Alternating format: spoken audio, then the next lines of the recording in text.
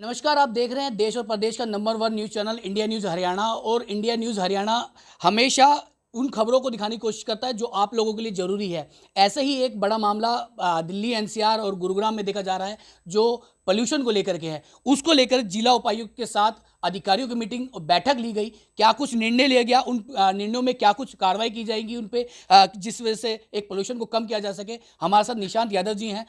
कई काम किए जा रहे हैं और अब इनसे ही जानने की कोशिश करेंगे कि आगे इनकी प्रक्रिया किस तरह की है और कौन कौन अधिकारी किस किस काम को लेकर उनको नियुक्ति की गई है। सर, इंडिया न्यूज़ पे आपका स्वागत है। एक्यू लेवल जो है वो लगातार बढ़ता जा रहा है सर। जगह जगह लोग कचरा जलाकर, आग लगा के पोल्यूशन को बढ़ाने की कोशिश कर रहे हैं। कई सारे ऐसे मामले हैं, बम पटाखों को लेकर के है। तो क्या कुछ इस मीटिंग में आप लोगों ने इस बार निर्णय लिया है और उसको किस तरह से सॉल्व करेंगे?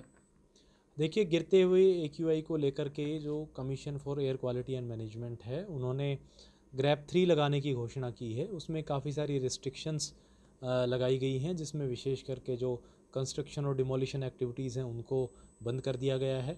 इसके अलावा ये कहा गया है कि जो सफाई अब होनी चाहिए, मैकेनाइज स्वीपिंग हो, सड़कों पे स्प्रिंकलिंग प्रॉपर्ली होनी चाहिए, एंटी स्मोक गन्स का इस्तेमाल होना चाहिए, डीजी सेट का इस्तेमाल ना किया जाए। ये सारी रिस्ट्रिक्शंस जो है हमने लगाई हैं, जो जो हमने सारे डिपार्टमेंट्स को इसकी डायरेक्शंस दी हैं और ड्यूटी मजिस्ट्रेट भी अपॉइंट किए हैं। वेस्ट बर्निंग जो है वो बिल्कुल ना की जाए, इस पे भी हमने सख्ती से स्टैंड लिया है और सेक्शन 144 लगाई है। पटाखों का इस्तेमाल, प्रोडक्शन, स्टोरेज, ये सारी चीज़ें बंद कर दी गई हैं। सिर्फ ग्रीन क्रैकर्स जो है अलाउड होंगे, वो भी एक स्पेसिफाइड टाइम लिमिट के अंदर।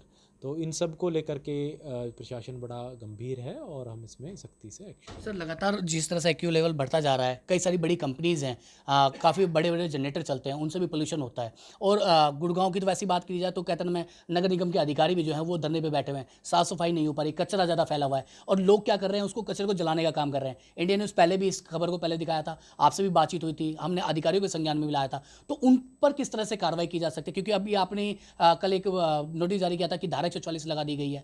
तो अब अगर कोई ऐसी अवहेलना होती है तो उस पर जिला प्रशासन किस तरह से काम करेगा? उसमें अगर कोई कचरे को जलाता हुआ मिलता है तो उसमें धारा 188 के तहत हम एफआईआर दर्ज करेंगे। इसके अलावा जो पटाखे हैं, एसडीएम्स को हमने डायरेक्शन दी है कि वो उसकी स्टोरेज है, सेल है, उसको इंस्पेक्शन भी करेंगे और अगर कहीं ओपन में बेचते हुए पाए गए तो उनको जब्त करके उनके खिलाफ धारा 188 में मुकदमा बहुत दर्ज। बहुत शुक्रिया सर।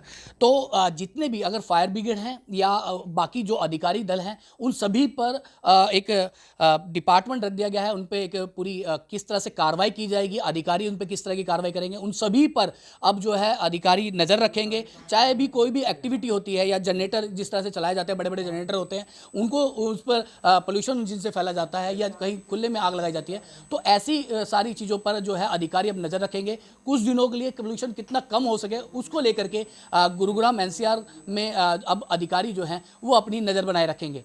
गुरुग्राम से वीडियो जर्नलिस्ट के साथ हनु सैनी, इंडिया न्यूज़ हरियाणा।